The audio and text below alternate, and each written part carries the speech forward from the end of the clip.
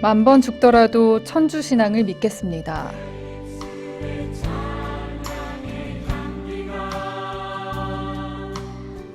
가톨릭 교회는 해마다 9월을 순교 선조들을 기억하고 공경하는 순교자 성월로 보냅니다. 광주 대교구에는 나주 무학당 순교 성지를 비롯한 5곳의 성지가 있고 하느님의 종 이벽 요한 세례자와 동료 132위 가운데 광주 대교구 3위의 순교자들과 하느님의 종 홍용호 프란치스코 보르지아 주교와 동료 80위 가운데 광주 대교구 5위의 순교자들이 있습니다. 현재 시복 절차가 진행 중인데요. 9월 순교자 성월을 맞아서 특집 방송 마련하고 있습니다. 어제는 첫 번째 시간이었죠. 어제는 조선시대 순교자인 이벽 요한 세례자와 동료 132위 가운데 광주대교구 3위 순교자, 유문보 바오로, 유치성 안드레아, 강영원 바오로 이 세 분의 이야기를 들어봤고요. 오늘은 근현대사 순교자들을 만나봅니다. 안내해 주실 광주대교구 교회사 연구소장 최용감 신부님 만나볼게요. 신부님 어서 오세요. 안녕하십니까. 네, 어제 이어서 오늘도 신부님과 함께합니다. 신부님은 현재 광주가톨릭대학교에서 신학생들도 가르치고 계신데요. 2학기 개강이 지금 했죠? 지난 8월 25일 날 개학했고요. 네. 개학은 아니죠. 학생들이 들어와서 피정도 하고 자가격리 시간을 갖고 이제 본격적으로 강의에 들어갈 시점입니다. 네. 개강, 개학 시즌이면 가장 바쁘신 중에 또 이렇게 시간을 내셔서 네. 저희와 함께 해주시면 너무너무 다시 한번 감사드립니다. 순교자들께 감사드려야죠. 네, 다시금 기도하는 시간이고요. 신부님 어떤 과목 가르치세요? 저는 교회사를 공부를 했고 그래서 교회사도 여러 과목으로 나누어지거든요. 네. 고대교회사, 중세, 근현대교회, 한국교회사, 그리고 종교 간의 대화, 그리스도교 일치라고 하는 과목도 가르치고 있고 전에 가르쳤던 과목 중에는 라틴어, 이태리어 같은 과목도 있습니다. 맡은 과목이 정말 많으시네요. 예. 근데 이름만 들어도 되게 어려울 것 같거든요. 어려운 점은 없으신지요? 가르치는 것은 공부를 해서 가르쳐야 되기 때문에 매번 힘들긴 하지만 그래도 보람은 있고요.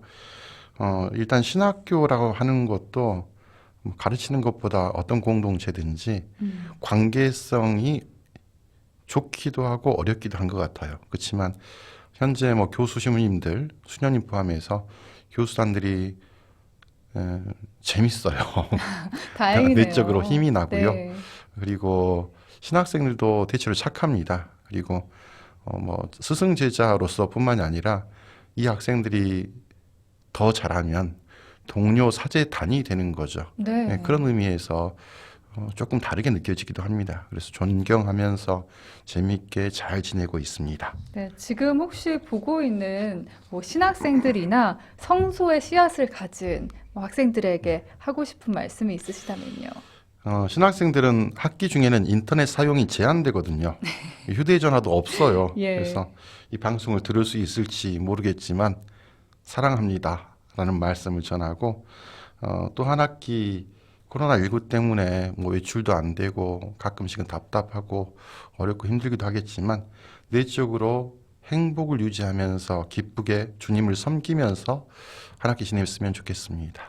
네, 신부님의 이 따뜻한 바람, 기도가 조금이나마 우리 신학생들에게 전해질 수 있었으면 좋겠네요. 네, 순교자 성월 특집 방송 만 번 죽더라도 천주신앙을 믿겠습니다. 어제에 이어서 오늘 두 번째 시간입니다. 이 시간은 페이스북과 유튜브를 통해서 화면으로도 시청하실 수 있습니다. 순교자들의 사진이라든지 아니면 당시 배경들을 사진으로 보면서 함께 하실 수 있으니까요. 사진으로 보면서 더 쉽게 이해하실 수 있는 이 보이는 라디오로도 많이 들어와 주시면 좋겠습니다. 신부님, 오늘은 근현대사 순교자들에 대해 자세히 알아볼 텐데요. 먼저 배경을 좀 살펴보면 한국 천주교회 근현대사 어땠나요? 한국 천주교의 시작이 1784년에 시작되었습니다. 물론 그 이전으로 추정하는 다른 어떤 기원설, 창립설도 있긴 하지만 한국 천주교에서는 1784년을 한국 천주교의 원년으로 보거든요. 그래서 한국사 역시도 영정조 시대부터 근대로 보기 때문에 엄밀한 의미에서 한국 천주교의 근현대사라고 한다면 한국 천주교의 전체 역사이고요. 조선시대까지를 근대로 본다면 일제강점기 이후 6.25를 거쳐서 현대까지를 현대사로 볼 수 있겠죠. 네, 그랬군요. 한국 천주교회의 근현대사를 조금 짚고 넘어가면 좋을 텐데, 잠깐 또 사진이 준비된 사진이 있거든요, 신부님. 네. 네, 이 사진을 살펴보면, 당시의 근현대사의 모습들 살펴볼 수 있어요. 당시에 사람들이 이렇게 살았구나 하는 느낌들 가질 수 있는데요. 예, 이게 사진만 봐서는 몇 년도 사진인지를 확실하게 잘 가늠할 수는 없을 것 같습니다. 아, 외국인 신부님들이 사목하셨던 그 당시의 또 사진이라고 예. 하네요. 파리예방정교회 신부님, 수염기 신부님 있는 것 같고, 네, 그다음에 옆에 있는 수녀님들은 샬트르바오로 수녀님이신 것 같아요. 네. 그리고 옆에 있는 분을 보니까 어떤 성함은 모르겠지만 군복을 입고 있고 뒤에 텐트에 있죠. 그래서 아마 그러네요. 6.25 전쟁 때가 아닐까라는 생각을 해봅니다. 네. 광주대교구는 당시 성골론반 외방선교회 사제들이 많이 와서 이 예, 씨앗을 뿌렸었잖아요. 네. 네. 오늘 그 관련 이야기를 자세히 들어보도록 하겠습니다. 어제 이야기 들어본 조선시대 순교자들 중에서도 이름 없는 무명의 순교자가 많다고 하셨는데요. 마찬가지로 6.25 한국전쟁을 비롯한 근현대사 시대에 순교한 분들 중에서도 우리가 알지 못하는 분들이 참 많을 것 같아요. 상대적으로 조선시대보다는 적다라고 볼 수 있겠죠. 왜냐하면 당시를 기억하고 그러니까 6.25라든가 일제강점기만 해도 당시를 살았던 분들이 아직도 존재하고 계시죠. 네. 그래서 그분들의 증언을 듣고 그분들의 기억을 더듬어서 돌아가셨던 분들의 이름, 그다음에 행적들을 요즘에도 계속 수집을 하고 있습니다. 그래서 조선시대보다는 이름 없는 순교자가 적다, 상대적으로 적다라고 볼 수 있지만 또 한편으로는 그렇게 생각을 해요. 목숨을 내 바치는 피해 순교뿐만이 아니라 일상에서 계속되는 희생, 그다음 고통을 감내하는 것도 순교라고 한다면 일제강점기와 6.25 시기를 거치면서 또 일상 안에서 순교를 했던 분들이 많지 않을까. 또 특별히 우리나라 사람들뿐만 아니라 이 당시에는 다양한 나라의 선교사들이 들어와 있었던 시대였기 때문에 네. 그분들의 업적도 기려볼 수 있을 것 같습니다. 네. 예, 순교하신 분들 중에 광주대교구 5위 순교자들이 하느님의 종 홍용호 프란치스코 보르지아 주교와 동료 80위에 포함이 되어 있습니다. 지금 시복 절차를 받고 있다고 알고 있는데요. 네. 특별히 일제강점기 시대는 포함되지 않지만 6.25 한국전쟁 때 당시 우리 교구 4대 교구장이셨던 패트릭 브렌난 몬시뇰이시고요. 네. 그다음에 당시의 목포 본당, 그러니까 지금으로 본다면 산정동 성당이죠. 그 성당의 주임 신부였던 토마스 쿠삭 신부님, 그리고 그 성당의 보좌 신부님이었던 존 오브라이언 신부님과 또 우리 교구 출신이신데 광주 가톨릭대학교는 1962년에 생겼거든요. 네. 그 이전에는 서울신학교밖에 없었습니다. 아, 다 서울 서울로 가톨릭대학교. 가야 네, 했군요. 그래서 당시 우리 교구 출신이지만 서울 가톨릭대학교에 재학 중이었던 전기수 그레고리오, 고광규 베드로 신학생 이렇게 총 5분이십니다. 네, 지금 전기수 그레고리오 신학생, 또 고광규 베드로 신학생의 사진도 방금 보이는 라디오 화면으로도 보실 수 있었고요. 잠시 신부님 궁금한 점이 시복 절차가 어떻게 이루어지는지 이 점도 잠깐 살펴보면 좋을 것 같아요. 예, 조금 설명이 필요할 것 같아요. 네, 시복시성이란 교회가 복자 또는 성인을 공식 선포함을 의미합니다. 그래서 이분들의 신앙적인 삶이 정말로 지고지순했기 때문에 신자들이 이분은 공경해도 돼라고 공적으로 인정하는 게 바로 시복시성이다라고 볼 수 있습니다. 시복시성 전 단계는요, 하느님의 종이라고 불러요. 하느님의, 우리가 지금 방금 언급한 모든 분들은 네, 하느님의 종이고요. 네, 이분들은 아직 복자 그리고 성인이 아니기 때문에 공식적으로 현양해서는 안 됩니다. 그렇군요. 그다음 특별히 미사 중에 이분들에게 전구를 청한다라는 표현을 해서도 안 돼요.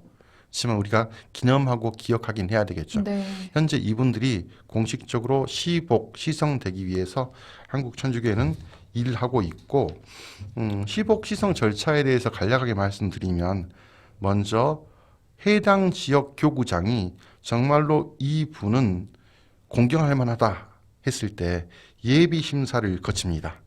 그리고 예비 심사 결과를 교황청에 보면은 각 성들이 있거든요. 네. 우리나라 말하면 무슨 부, 환경부 이런 것처럼 네.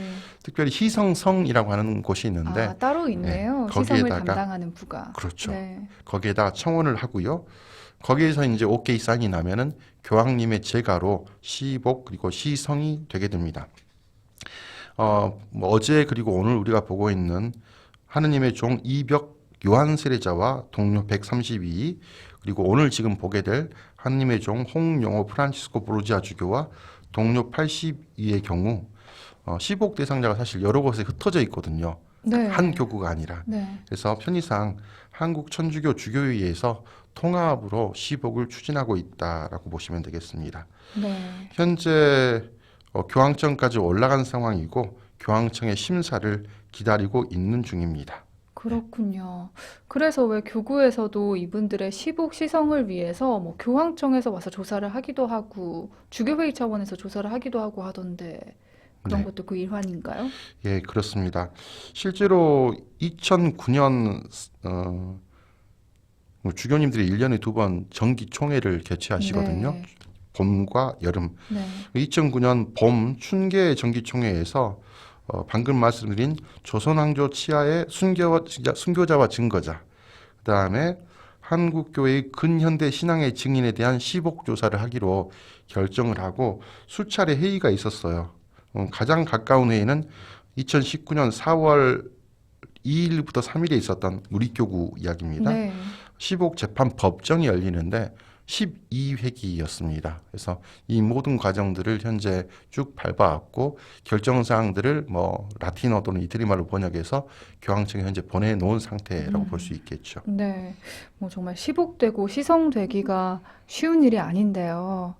이 순교자들의 시복 시성을 위해서 우리의 기도 또한 많이 필요할 것 같습니다. 그렇습니다. 뭐 아까 말씀드렸듯이 미사 또는 전례 중에 공적으로 뭐 누구여 우리를 위하여 빌어주소서라는 말을 하면 안 되지만 우리 마음속에서 이분들이 얼른 빨리 시복되기를 청하는 그런 기도 뭉뚱그려서 네. 한국의 모든 순교자들이여 저희를 위하여 빌어주소서라는 기도를 자주자주 바쳐보면 좋겠습니다. 네, 오늘 잠시 본격적인 이야기 들어가기 전에 시복 시성에 대해서 살펴봤습니다. 자, 그럼 하느님의 종 홍용호 프란치스코 보르지아 주교와 동료 80일 중 광주대교구 5위 순교자들에 대해 살펴볼 텐데요. 먼저 패트릭 브레넌 몬시뇰과 토마스 쿠삭 신부 그리고 존 오브라이언 신부 모두 성 골로반 외방 선교회에서 선교사로 우리나라에 오셨어요. 네, 그렇습니다. 이름 들어보시면 성 골롬반 외방 선교회이죠. 네, 재미있는 역사일 수도 있는데 잠깐 말씀을 드리면 그리스도교가 원래는 예루살렘부터 시작을 했죠. 이스라엘부터. 근데 바오로 사도, 베드로 사도에 의해서 저기 먼 로마까지, 유럽까지, 중동에서 유럽까지 옮겨가게 됩니다. 그러다가 300년, 400년 거치면서 거의 로마는 멸망하고 말거든요. 누구에 의해서 멸망하냐면 다양한 이민족들에 의해서 멸망을 하고 맙니다. 그러니까 그리스도교로 똘똘 뭉쳐있던 하나의 유럽이 다양한 민족들, 뭐 고트족, 서고트족, 반달족, 롱고바르드족들에 의해서 산산조각 나고 말아요. 근데 이미 다른 교황님들께서 영국에다가 선교사들을 한 40명 파견하십니다. 그다음에 그 영국 선교사들이 어디까지 들어가냐면 아일랜드까지 들어가요. 아, 그때 아일랜드로 네. 들어간 거군요. 그래서 유럽이 정말로 혼란스러운 시대에 아일랜드는 저기 멀리 떨어진 섬나라였잖아요. 네, 그래서 그때의 분위기는 600년, 700년대 분위기는 아일랜드는 섬 전체가 한 나라가 수도원의 분위기였답니다. 아, 그래서 유럽이 정말로 힘들 때 다시 신앙의 불꽃을 아일랜드 선교사들이 유럽에다가 옮겨 붙여줄 수 있었던 거죠. 그중 대표자가 바로 골롬바노 성인이었고요. 네, 그다음에 나중에 보면 파트리시오 성인도 있고 보니파시오도 있습니다. 네. 그중 대표자가 바로 골롬바노였기 때문에 성 골롬반 외방 선교회라고 이름을 붙였던 것이죠. 네. 이 골롬바노의 후예들이 1934년에 우리 교구에 들어와서 본격적으로 활동하기 시작을 합니다. 네, 그래서 성골룸반 외방 선교회도 본부가 아일랜드에 있는 거고요. 그렇죠. 아일랜드 더블린에 있습니다. 네. 그렇다면 이제 한 분 한 분 살펴보겠습니다. 먼저 네. 패트릭 브레넌 몬시뇰 어떤 분이셨나요? 이분도 원래는 미국 분이셔요. 1901년에 태어나서 그리고 시카고 교구 신부님이셨어요. 그러다가 1936년에 아일랜드 출신의 신부님들을 만나고 아까 말씀드렸던 어제 말씀드렸죠. 더 파이스트라고 하는 잡지를 접하고 하면서 아, 동양 쪽, 극동 쪽에 선교사가 필요하구나라는 것을 느끼기 시작해서 외방선교회에 입회를 합니다. 교구 신부였다가 외방선교회로 입회를 하고요. 네. 그리고 1938년에 강원도 쪽으로 처음 들어와요. 네. 이후 1941년에 제2차 세계대전이 발발하는데 이분은 미국 국민이었죠. 그래서 당시 일본과 적성국이었다는 이유로 한국에서 추방당하게 됩니다. 강제로 추방을 강제로 당하게 추방을 되셨네요. 당해서 1941년 4월 달에 미국으로 돌아갔다가 네. 나중에 광복이 되고 1946년이죠. 광복 다음 해가 되었을 때 브레넌 신부는 골룸반 외방선교회 아시아 지부장으로 임명되어서 중국 상해를 거쳐 나중에 1949년에 광주 제4대 지목구장으로 임명되어서 우리 교구에 돌아오시게 됩니다. 특별히 이분 같은 경우에는 한국의 주교님으로 임명되고 그러니까 일제강점기가 지났죠. 네. 6.25가 일어났을 때 당시에는 광주보다 목포가 조금 더 교세가 더 컸습니다. 광주는 아직 개발되기 이전이었고 그래서 주교관이 목포에 있었는데요. 주교관이 목포에 있었는데 6.25 한국전쟁이 발발하면서 공산군들이 계속 남쪽으로 밀고 내려왔죠. 군산도 점령당하고 네. 곧 목포도 밀려든다라는 이야기를 당시 미 대사관 부영사였던 맥도날드라는 사람으로 듣게 됩니다. 그리고 그 맥도날드라고 하는 부영사가 외국인 선교사들한테 다 피신령을 내렸어요. 그래서 지금 사진으로 보고 계시는 브레넌 몬시뇰께서는 네. 먼저 다음 주교님이죠. 다음 교구장이신 하롤드 헨리 젊은 신부님에게 얼른 빨리 피신해라. 일본으로 피신해라. 조금 더 안전한 일본으로 피신해야 우리가 미래를 도모할 수 있다라고 골룸반 외방선교회 신부님들 다 데리고 피신을 시킵니다. 근데 정작 본인은 피신하지 않으셔요. 뭐라 그러셨냐면 떠나면서 하롤드 헨리 신부님이었죠. 당시 젊은 신부님이 아니 몬시뇰 당신께서는 피신하지 않으십니까? 라고 물어봤을 때 본인은 목자로서 여기에 머무르는 게 전장에 머무르는 게 사명이다 라고 말씀하시면서 목포 주교관을 떠나는 것을 거부하셨습니다. 그리고 안심시키기 위해서 전쟁이 조금 더 심해지면은 신안 쪽에 섬들이 많으니까 그쪽으로 도망가겠다, 피신하겠다라고 네. 말씀을 하십니다. 네. 이후에 이분께서는 그렇죠. 인민군에 의해 잡혀서 뭐 나머지 오브라이언 신부님이나 토마스 쿠삭 신부님과 비슷한 행적을 거치면서 네. 결국에는 순교하시게 됩니다. 그분들의 행적은 또 말씀드리도록 네. 하겠습니다. 패트릭 브레넌 몬시뇰의 사진을 지금 볼 수 있는데요. 양떼들을 지키겠다라고 하신 또 그 인자하신 미소로 지금 사진상에는 웃고 계셔서 예, 얼마나 선하셨을까 이렇게 생각을 해보게 돼요. 그러니까요. 그러니까 양떼를 지키기 위해서 그게 바로 목자의 본분이다라는 말씀을 하시고 이 표정을 봐도 인상 비평이긴 하지만요. 인자하시면서도 되게 네. 강직한 모습으로 네. 남아 있는 것 같습니다. 네. 네. 패트릭 브레넌 몬시뇰에 대해 자세히 알아봤고요. 이어서 토마스 쿠삭 신부는 한국 전쟁 당시에 그 목포 본당, 지금은 산정동 본당이죠. 네. 당시에는 목포 본당의 주임 신부로 사목하고 계셨다고요. 네, 그렇습니다.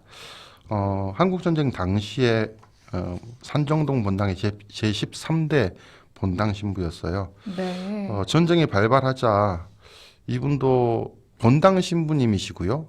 또 동시에 아까 말씀드렸던 브랜남 몬시뇰과 함께 주교관에서 살고 있었습니다. 거기 사제관이기도 했었죠. 주교님이 떠나지 않으시는 거예요. 네. 그래서 이분 역시도 그렇죠. 주교님이 떠나지 않으시는데 본인이 어떻게 떠날 수 있겠냐라는 생각을 가지셨던 것 같아요. 그리고 그분의 행적을 좀 살펴보면요. 1950년 7월 30일 주일 미사 때 인민군들이 미사 중에 쳐들어왔어요. 아니 미사 중에 성당에요. 신자들의 명단을 제출하라고 요구합니다. 근데 이분 토마스 쿠삭 시무님께서는 신자들의 명단을 제출할 수 없다라고 거부하면서 이제 본격적으로 브랜남 몬시뇰과 당시 보좌 시무님이었던 존 오브라이언 시무님과 함께 체포당하고요. 체포당하기 전날에 이런 일이 있었답니다. 어떤 일이 있었냐면 쿠삭 시무님과 오브라이언 시무님은 이제 당면한 위험을 받던 것이죠. 성당에 들어가서 남아있는 성체를 다 모십니다. 우선. 왜냐하면 인민군들이 들어와서 성체를 훼손할지도 모르기 때문에. 네. 그래서 잡히기 전날 뭐 성체를 다 영하고 성당문을 딱 나서는데 인민군이 총을 들이대고서 손을 들라 하고 이 두 신부님을 갑자기 유달산이며 먹고 시내로 끌고 다녔답니다. 그 내용이 뭐냐라고 한다면 당신들 아일랜드 사람들 아니야. 영국 사람들 아니야. 연합군들 아니야. 일본에 반대하는 사람 아니야. 당신들은 간첩이야. 유달산에 무전기, 삐라 이런 것들을 숨겨놓은 장소를 대하면서 산을 그렇게 끌고 다녔답니다. 근데 사실 그분들은 잘못이 없죠. 그럼요. 예, 다 한 바퀴 그렇게 유달산을 뺑뺑 돌고 저녁에 들어와서 당시 본당 수녀님이셨던 한마리아 수녀님을 만났는데 이렇게 네. 대답을 했답니다. 네. 참 죽기도 어려워요 라는 말을 했답니다. 고생하셨던 것이죠. 얼마나 많은 고생을 하셨을까 그 한마디에 담겨 있네요. 그렇죠. 그리고 이 시부님께서는 인민군들에 의해서 곳곳을 끌려 다니시는데 끌려 다니시면서도 인민군들이 시부님을 끌고 다니는 이유가 두 가지가 있어요. 첫 번째는 신자들을 추적하기 위해서 누가 정말로 신자인가 아닌가 보기 위해서 또 하나는 우리 국민들 중에서도 공산군을 싫어하는 사람도 있을 거 아닙니까? 네. 그래서 공산군들이 진주에서 길을 다니는데 가끔씩은 습격이 있었대요. 그래서 불의의 습격을 방어하기 위해서 방패막이로 세웠던 것이죠. 신부님들을 이용한 거네요. 그렇죠. 네. 뭐 지금 봤을 때는 첫 번째 이유에 대한 설명을 조금 더 드리면 그랬답니다. 신부님들이 끌려다닐 때 네. 신자들이 반갑잖아요. 그럼요. 아는 체 하면은 네. 신부님이 모른 채 하고 몰래 손을 젓는 장면들을 목격한 분들이 아직도 살아 계셔요. 그래서 신자들을 보호하기 위해서 정말로 염려한 목자의 모습들 그 모습들을 좀 볼 수 있었던 것 같습니다. 네. 존 오브라이언 신부님의 모습 지금 사진으로 또 화면에서 함께 보실 수 있습니다. 그리고 이어서 존 오브라이언 신부님의 모습 보고 있는데 보좌 신부님이셨다고요, 당시에? 네. 네. 이분은 1918년 아일랜드 출생이고요. 1942년 콜롬반 신부님이 되어서 한국에 들어오십니다. 그리고 목포에 거주하시면서 안 브랜난 몬시뇰과 토마스 쿠삭 신부님과 함께 지내시죠. 주교님이 먼저 그렇게 말씀하셨잖아요. 그 브랜난 몬시뇰께서 양들을 놔두고 어디를 가란 말이냐라고 말씀하셨고, 네. 그다음에 본당 주임 신부님인 고 토마스 쿠삭 신부님도 주교님이 움직이지 않는데 어떻게 나만 피신을 갈 수 있단 말이냐라고 피신을 거절했죠. 당연히 보좌 신부님이었던 존 오브라이언 신부님 역시 같은 생각으로 피난을 가지 않았답니다. 근데 지금도 그런 것 같아요. 주임 신부님이 강하면 보좌 신부님은 누구랑 친하냐면요. 본당 수녀님이랑 친해요. 그렇군요. 그때 당시 네. 수녀님들의 증언에 의하면 이렇게 말씀하셨답니다. 그러니까 존 오브라이언 신부님은 등치도 크고 얼굴도 잘생겼죠. 그다음에 네. 젊었을 때 네. 탱크도 모으는 운전병이었대요. 군인이었답니다. 와. 그래서 그렇게 건장했던 신부님이 갑자기 수녀님을 찾아오더니 수녀님 당신도 치명하겠습니까? 치명하겠다는 말은 순교하겠다는 말이죠. 수녀님도 이 전쟁통에 공산군에 굴복하지 않고 정말로 순교할 의지가 있으면 지금 당장 나한테 성사 보십시오 라고 이야기했답니다. 그 정도로 강한 순교에 대한 의지, 열망을 가지고 있었다라고 네. 볼 수 있겠죠. 그리고 이분 같은 경우에는 목소리가 너무 좋았대요. 그래서 이 세 분이 감옥에 갇혀 있는 동안에 이 세 분만 갇혀 있는 게 아니죠. 다른 외국인 포로들도 함께 갇혀 있었는데 갇혀 있는 중간중간에도 힘 빠지지 말라고 팝송, 노래 이런 것들을 불러주곤 했답니다. 말 그대로 절망 속에서도 희망을 잃지 않으셨던 분이네요. 그렇죠. 네. 네. 또 조금 더 첨가하자면 네. 이 분들에 대한 기록이 그럼 어디에 남아 있냐라고 한다면 미군 마카루미라고 하는 중위가 있어요.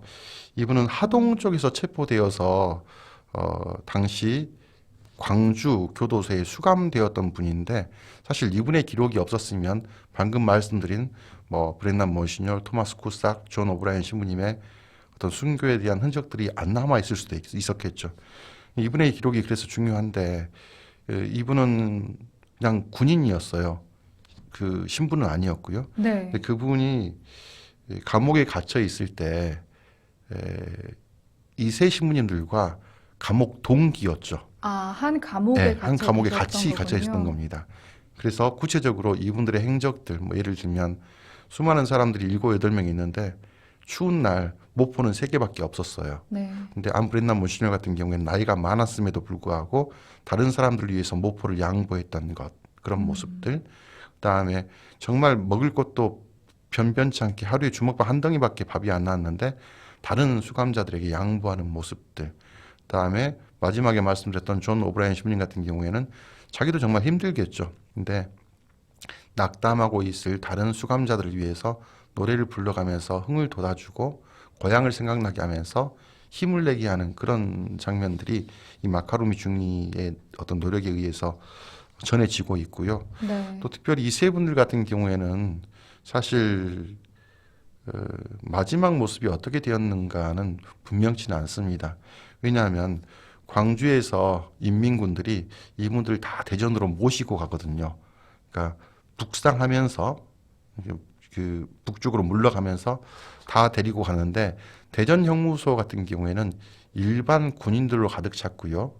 외국인들하고 한국인들하고 같이 놔둘 경우에 한국인들이 자본주의에서 물든다라고 하는 인민군의 판단 때문에 외국인들 형무소는 따로 있었답니다. 그랬군요. 네, 근데 그 외국인 형무소에가 또 어떤 사람들이 같이 있었냐면 한국 사람들 중에서 부르조아라는 사람도 같이 갇혀 있었는데 당시 그 감옥, 그러니까 외국인 형무소에 갇혀 있었던 사람 중에 한 명이 네. 충주 법원 검사의 부인이 갇혀 있었답니다.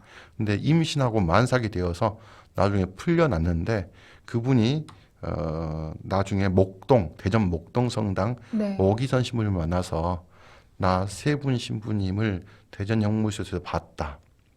뭐 이 세 분들은 그 이후에 북한군들이 다 그러니까 포로들을 죽이고 북한으로 올라가 버리거든요. 그때 살해되었을 거라고 추정하고 있습니다. 안타깝게도 전쟁통이었고 그다음에 나중에 수습을 했을 때 사체들을 알아보기 힘들었죠. 그래서 추정하고 있습니다. 네. 그래도 그분이 소중한 증언 해주셨네요. 그렇죠. 네. 가톨릭 목포 성지가 우리 교구에 있죠. 그 교구 가톨릭 목포 성지에 역사 박물관이 조성되어 있는데 역사 박물관에서도 세 분 신부님의 숨결을 조금이나마 느낄 수 있다고요. 네, 그렇죠. 현재 역사 박물관은 산정동 성당과는 조금 떨어져 있습니다. 현재 산정동 성당이요. 네. 근데 1934년에 들어왔던 골룸반 신부님들 그 이전에 파리 회방 정교 신부님들이 바로 그쪽 지역에 사셨거든요. 목포시 중에 가장 높은 곳에 위치한 곳이 산정동 성당이었고 그 일대가 전체가 다 성당 땅이었다라고 보시면 되겠습니다. 성당은 원래는 산 꼭대기에 지어졌었고 네. 지금 계속 복원하고 있죠. 네. 그 아래에가 주교관이 있었는데 이 세 분들이 살았던 현장이고요. 유교가 일어났을 때 피신하고 몸을 숨겼던 현장이기도 하고요. 그다음에 박물관 곳곳에 이분들의 흔적들을 볼 수 있고 또 성당 앞에 가면은 이분들에 대한 기념비도 있고 합니다. 그래서 네. 이분들을 기억하고 기념할 수 있는 성당이죠. 네. 순교자 성월 특집 방송 만번 죽더라도 천주신앙을 믿겠습니다. 오늘은 하느님의 종 홍용호 프란치스코 보르지아 주교와 동료 80위 중 광주대교구 5위 순교자들을 살펴보고 있습니다. 앞서 살펴본 세 분의 순교자들은 성골론반 외방선교회 신부님들이셨다면 이 남은 두 분은 신학생들이에요. 네, 그렇습니다. 네. 전기수 그리고리오 신학생과 고광규 베드로 신학생이 두 분입니다. 네. 조금 설명드리면 네. 전기수 신학생은 1922년 출생이에요.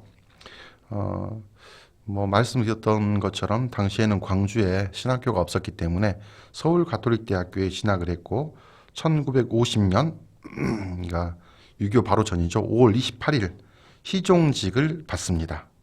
그리고 공부를 하던 중에 갑자기 한국전쟁이 발발했고 신학교는 휴교하고 신학생들을 귀가 조치시킵니다. 이때 광주교구 출신 신학생들이 3명 있었는데 피난 내려던 중에 전기수 신학생과 고광규 신학생이 1950년 9월 25일 전주에서 공산군에 의해서 체포되었고 네. 나중에 9월 26일 전주 아직도 있어요. 기독교에서 운영하는 네. 예수병원 뒤쪽에 방공호가 있는데 그 방공호의 굴에서 시신이 발견됩니다.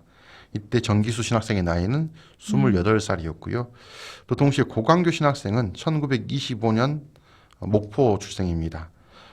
역시 서울 가톨릭대학교를 다니고 있었고 삭발예품을 받고 신학생으로 수학하던 중에 나머지 내용은 전기수 신학생과 동일하다라고 볼 수 있습니다. 그렇군요. 이 두 신학생이 체포돼서 구금됐다가 공산군에게 학살당하기까지 동창 신부님의 증언이 있었다고요? 말씀드렸듯이 당시 광주교구 신학생이 3명이었어요. 네. 전기수, 고광규 그리고 함께했던 동창 신부가 바로 우리 교구 김정용 안드레아 안당 신부님이셨어요. 네. 지금은 2005년에 선종하셨는데요. 네. 이 세 분이 내려오시다가 살아남은 분이 김안당 신부님이시죠. 네. 그래서 그분의 증언에 의해서 두 신학생 순교자의 마지막 행적을 알 수 있습니다. 이분들은 이제 학교가 휴교하고 내려오죠. 고향으로 내려와야죠. 전주에 도착한 게 9월 20일경에 도착을 했는데 전주에 도착해서 찾아보려고 했던 분이 계셨대요. 그분이 어떤 분이었냐면 전쟁이 일어나고 너무 힘들고 혼란스러우니까 서울에 있는 만념상회 송경섭이라고 하는 분 집에 머물렀는데 네. 그분 처제가 수녀님이셨고 당시 전주 학교에 교사로 근무를 하고 있었대요. 아. 그래서 그 수녀님에게 안부를 전할 겸 그다음에 말씀드렸죠. 지난 시간에도 그렇고 이번에도 그렇고 9월 달은 순교자 성월이고요. 네.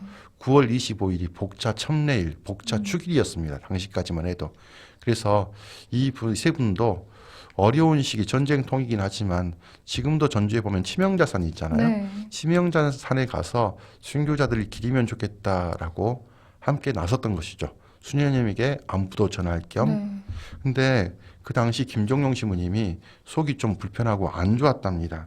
그래서 두 신학생만 길을 떠나게 되었고 나중에 이분들이 돌아오지 않아요. 그래서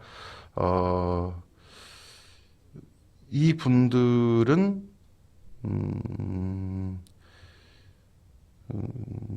나중에 보니까 말씀드렸던 예수병원 그 자리에다가 압송 소위 그 당시 예수병원에 정치 보위부가 있었는데 여기에 압송되었고 나중에 여기에서 순교한 모습을 발견하게 됩니다.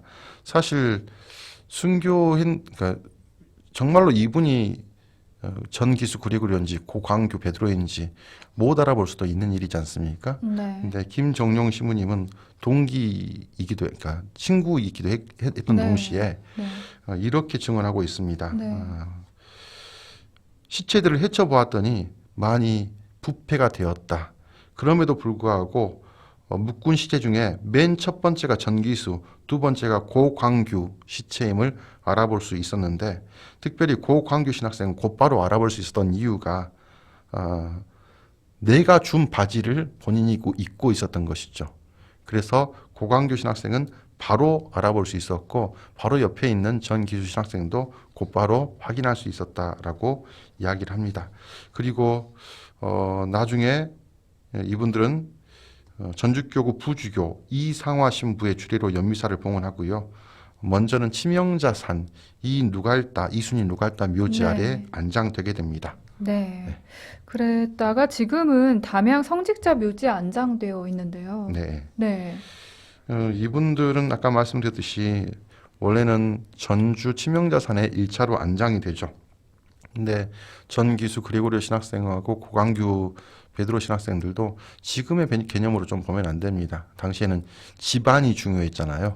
그래서 집안에서 가족 묘지로 각각 모시고 갑니다. 전기수 신학생은 이후에 1989년에 담양 천주교 모역으로 이장했다가 다시 2017년 담양 천주교 묘역 성직자 구역으로 안장되게 되고요. 네. 고광규 신학생 같은 경우에는 고향이 목포였기 때문에 원래는 목포 연산동 묘지로 1971년에 이장되어요. 그리고 담양의 천주교 묘지가 조성이 되니까 네. 가족 묘지를 만들어서 2011년에 옮겨지시죠. 네. 그리고 2017년 교구 성직자 묘지가 어느 정도 틀을 갖추니까 다시 이분도 고광규 전기수 신학생과 함께 성직자 묘지로 이장되게 됩니다. 네. 우리가 뭐 위령성월인 11월에 특히나 담양 천주교 공원 묘원 또 성직자 묘역에 신자들이 많이 찾는데요. 신앙을 증거한 선조 신앙인들 또 전기수 그레고리오 고광교 베드로 신학생 기억하면서 이번 순교자 성월에 이 담양 천주교 공원 묘원 성직자 묘지 찾아가는 것도 의미가 있을 것 같아요. 그렇습니다. 사실 전기수 고광교 신학생은 우리 교구의 신학생이었고요. 그다음에 살아남으셨다라고 한다면 우리 교구 초창기에 정말로 큰 일들, 많은 일들을 많이 하셨을 것 같다라고 하는 인간적인 미련도 남아요. 근데 어린 나이에 돌아가셨죠. 근데 예전에 제 개인적으로 소아드레사 성녀 자서전을 읽으면서 이런 내용을 읽은 적이 있습니다. 젊은 사람들이 죽고 어린 사람들이 죽고 이 부분에 대해서 하느님에 대해서 원망해 본 적이 없냐? 라는 소아드레사의 질문, 다른 사람이 소아드레사에게 물었을 때 네. 소아드레사가 이렇게 답을 했답니다. 당신도 꽃밭에 가보세요. 정말로 아름답고 예쁜 꽃은 먼저 꺾지 않습니까? 하느님 마음도 그렇지 않을까요? 라는 생각을 해봐요. 교구로 봤을 때는, 인간적으로 봤을 때는 그분의 능력들, 배움들이 아쉽고 아깝기도 하지만 그분들의 순교의 모범들을 잘 배우고 익히고 기억하고 기념하기 위해서는 그분들의 흔적들을 자주 볼 필요가 있는 것 같아요. 뭐 어제 말씀드렸듯이 큰바위 얼굴, 롤 모델처럼요. 그런 의미에서 코로나19로 힘들고 어렵긴 하겠지만 9월 달 또 위령의 날 때 네. 성직자 묘지 방문을 권해드립니다. 네. 우리가 순교자 성월 보내면서 그분들의 순교의 모범을 잊지 않고 따르기 위해서는 하루하루 순교자 성월 의미 있게 살아야겠다는 생각도 해봅니다. 어제에 이어서 순교자 성월 특집 방송 교회사 연구소장이신 최용감 신부님과 함께하고 있습니다. 순교란 지금 우리가 사는 세상에선 어떤 걸까요, 신부님? 뭐 각자 다 다른 생각들을 가지고 있지 않을까, 개인적인 순교에 대한 개념들을 다 가지고 있지 않을까라는 생각을 해봅니다. 특별히 코로나19 시기를 맞아서 갇혀 있고 움직이지 말아야 되고 답답하고 모든 것들이 막막하기만 하는 그런 시대를 우리가 살고 있죠. 그럼에도 불구하고 희망을 잃지 않는 것, 그 다음에 그분을 만나겠다라고 언젠가는 반드시 만나겠다라고 놓지 않는 것, 포기하지 않는 것, 이런 의식적인 노력들이 중요할 것 같아요. 특별히 감옥에 갇혀서 하루 이틀이 아니죠. 1년, 2년, 3년, 때로는 10년까지도 버텨가면서 하느님을 증거하기 위해서 살아남으셨던 순교자들을 잘 배우려고 노력하시면 좋을 것 같고요. 방에서 머무시는 동안에, 어려운 시기에 방에서 머무시는 동안에도 성경 자주 보시면 좋겠습니다. 성경을 자주 보면서 그 말씀의 힘으로 또 살아나가야 되지 않을까라는 생각을 해보고요. 네. 이상입니다. 네, 최용감 신부님과 함께했습니다. 저도 어제 오늘 함께하면서 이 교구 순교자들에 대해서 깊이 알 수 있고 그분들에 대해 배울 수 있고 저의 신앙에 대해서도 되돌아볼 수 있는 정말 은총 가득한 시간이었는데요. 끝으로 순교자 성월을 보내는 교구민들에게 하고 싶으신 말씀이 있다면 전해주세요. 방에 있는 시간들, 개인적으로 보낼 수 있는 시간들이 점점 더 많아지기 때문에 이번 순교자 성월 때는 뭐 아까 말씀드렸던 성경도 보면 좋겠지만 성인 성녀들의 어떤 전기, 기록 이런 글들을 시간에서 꼭 한 권씩 또는 한 인물에 대해서 읽어보시면 좋지 않을까 생각합니다. 자주 봐야 닮아지고 싶죠. 자주 봐야 또 사랑하게 되는 것 같고요. 그런 마음으로 혼자 머무시는 기간 동안 다른 것들로 시간 보내시기보다는 순교자들의 어떤 모습들을 나의 모습으로 새길 수 있는 그런 노력들, 책들, 영화들 보면서 그런 노력들 해보시면 좋겠고 평화방송 역시도 자주 예청하시면 접하실 수 있는 기회들이 많지 않을까 생각을 합니다. 아유, 감사합니다, 신부님. 오늘 신부님이 해주신 방송 저희 유튜브, 페이스북으로도 언제든 다시 보기가 가능하니까요. 또 이 방송이 나중에도 길이 남을 교회의 소중한 자료가 될 것 같습니다. 순교자 성월 특집 방송 10,000번 죽더라도 천주신앙을 믿겠습니다. 광주 대교구 교회사 연구소장 최용감 신부님과 2시간에 걸쳐 함께했습니다. 요즘 백색 순교라는 말이 있죠. 우리의 삶 안에서 주님을 위해 희생하고 이웃을 섬기는 마음으로 우리가 9월 순교자 성월 백색 순교하는 그런 한 달 되었으면 좋겠습니다. 어제에 이어서 오늘도 소중한 말씀 해주신 최용감 신부님과는 여기서 인사 나눌게요. 신부님 감사합니다. 감사합니다.